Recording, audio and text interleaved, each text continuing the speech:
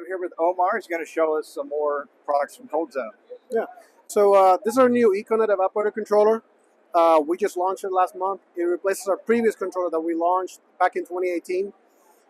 New features we added on this controller. We have BACnet MSTP communication support now. And also the controller can do lead lag control. So if you have a 100% redundant system right next to your main system, you can do a backup. They can do compressor equalization runtime. Okay. And also if the main unit is not able to maintain set point, the backup unit steps in to help.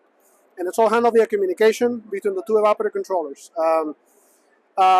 It also handles all the defrost logic carries over from the previous controller. So we got our default is a runtime based defrost.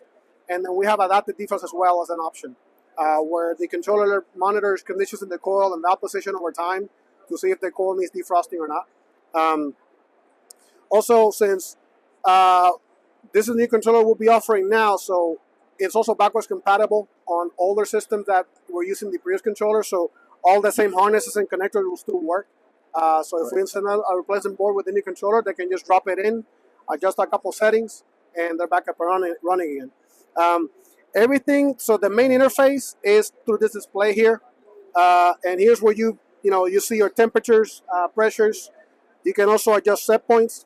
For example, so I go here to adjust set point, and this is how simple it is. Select the new set point, hit select again to confirm. All the other settings are changed like that, so you can pick your refrigerant. You can select which valve setting you want if we have a different valve installed. Defrost settings, termination temperature, fan delay temperature, length of the drain time on electric defrost that can also be adjusted. So also, if you can step over on the other side, so on the other side here, working with this controller, so we got an electronic valve, we got a suction pressure transducer, suction temperature sensor is there, and so everything is through this main harness, which is connected back at the controller. Okay.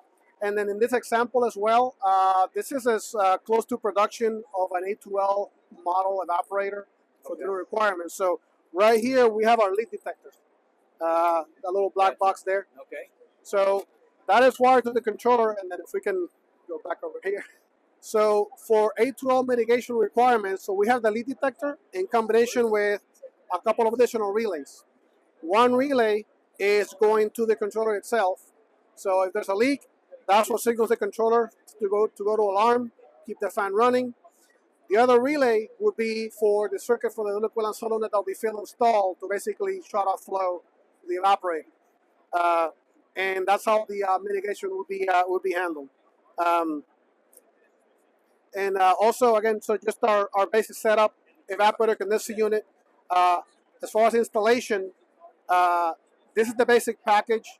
Once the unit is hung up, incoming power to the unit, okay, and then line set to connect to the condenser unit.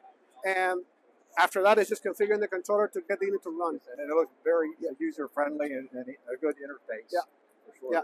And then also as an option, which I don't have here, we also have a little command center display, which is a touchscreen display mounted outside the freezer box. Okay. For them to, it'll be connected to the controller, but all these settings, adjustments, status, you can view from that screen as well. And then that screen is also Wi-Fi capable, so you can connect it to Wi-Fi, sign into a web portal service, and then get data logging, email and text alarm notification, and remote monitoring. So, and that web portal service, once you get the command center, there's no subscription service, so it's basically included. The Wi-Fi part is included with it. So, and it'll just go to this. Awesome. That's fantastic equipment. Very nice.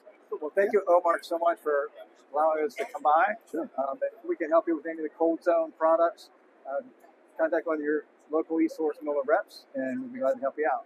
Thanks a lot.